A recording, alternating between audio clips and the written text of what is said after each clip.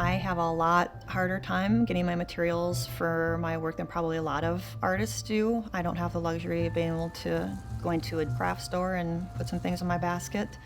A lot of my materials are donated to me, but then I don't really have a choice with what to work with either, so I make use of what comes my way.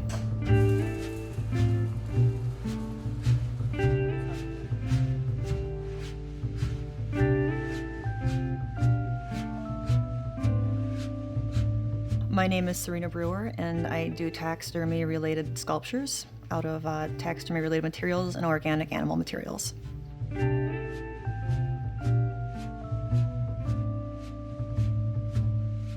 Rogue Taxidermy, it is a form of fine art, and it's a genre that utilizes some of the materials that taxidermists use, but not necessarily all the materials, just taxidermy-related materials.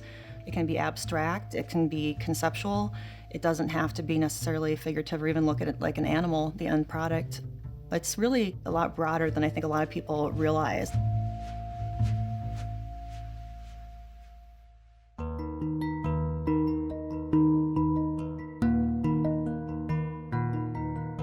Growing up, animals always played a central role in our family with lots of family pets, and we had a little animal graveyard outside of our family home, and I continued the tradition.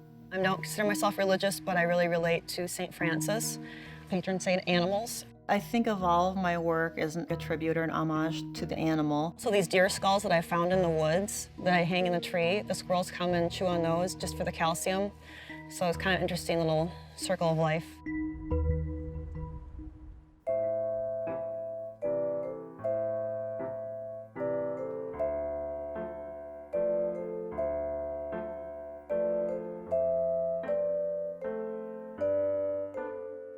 I have a collection of natural history objects that started when I was probably in about second or third grade that's grown over the years. So my dining room has kind of turned into like a parlor or gallery area where I house all of these objects and artifacts. Two-headed squirrels, the very first thing I ever did. I kept them kind of the same reason why a bar keeps their very first dollar and staples it to the wall. So I've hung on to him for all these years because he's the very first one. All my animals are ethically sourced. This has been a primary directive of mine, and all my animals have to be not killed for the purpose of art. So it's all about recycling. Most of the animals I get are donated to me. This Capricorn that I did is one of the very first pieces that I did that was inspired by mythology. And this also was inspired by my mother's works. My mother did fantasy art when I was growing up. I do have like several different work in several different veins, mostly as a way to try to use as many parts of the animal as possible because that's really important to me. So I do the hybrid creatures that are kind of either from imagination or ones that are kind of based loosely on mythology. The gilded mummies, which I've been doing since I was at MCAD, and then also esodermy, where you're just looking at the underlying muscle of the animal and the skeletal structure. Those different mediums that I'm working with really exemplify how diverse rogue taxidermy actually is.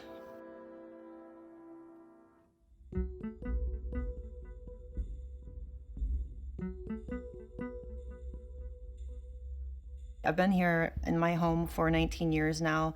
I have neighbors, two neighbors actually, that are urban chicken ranchers, and one set of those neighbors has given me several birds that I've incorporated into sculptures. Hey guys! Hi, Sarina. Hey, how's it going? Good, how are you? Good. What happened? A little cold snap. A little cold snap. Oh, bummer. Well, thanks for saving her for me. Yeah, no problem. Sarina's our neighbor. We've known her 7 years, and we've probably been giving her chickens about 4 years, maybe. 3, 4 years. We always lose a couple when it gets really cold if they're older. Pretty amazing that we can give her a chicken and then all of a sudden it's a griffin. Great. Good to see you. Talk soon. Bye-bye.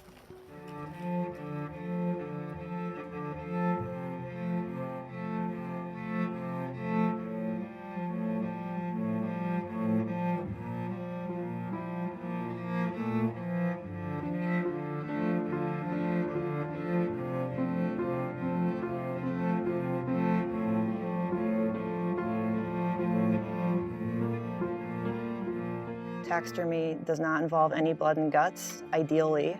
Sometimes you might slip and puncture through something, but in a perfect world, just taking the skin off of the underlying carcass. And now we're just kind of left with just the skin of the squirrel, and this point is when I would put it into a tanning bath.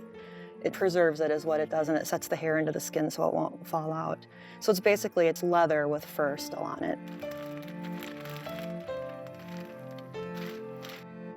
For this project, when you mount a bird, you actually need to keep the skull.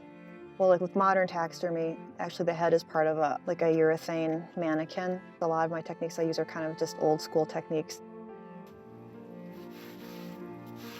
So I'm using this borax, kind of a salt-like mineral that has antimicrobial properties and preserves the skin. Yeah, I think in order to make a convincing creature, you have to have an understanding of the way an animal works. And I've always been interested in anatomy, so I think that really helps a lot and comes into play with my work. These are taxidermy mannequins used for traditional taxidermy. Just for an example, this is a two-headed rat. What's underneath him is something that basically looks like this right here. And then the skin will go over it. So that's how we're going to be assembling the project that I'm going to be putting together.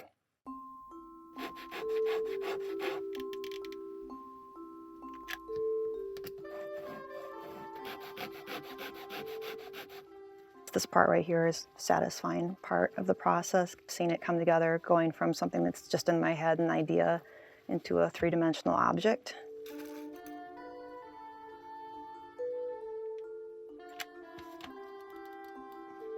The most rewarding part about being an artist is when people understand what you're trying to get across, which is really difficult when you're using the medium that I'm using. When you're a painter or a sculptor and you're doing something figurative, people look at it and they kind of understand what you're doing. But when you're using an animal to try to get a point across, it's a lot trickier. So if people stand there long enough and actually think about those aspects of it, and when they understand that it's also done out of reverence for the animal, that's the most rewarding part for me.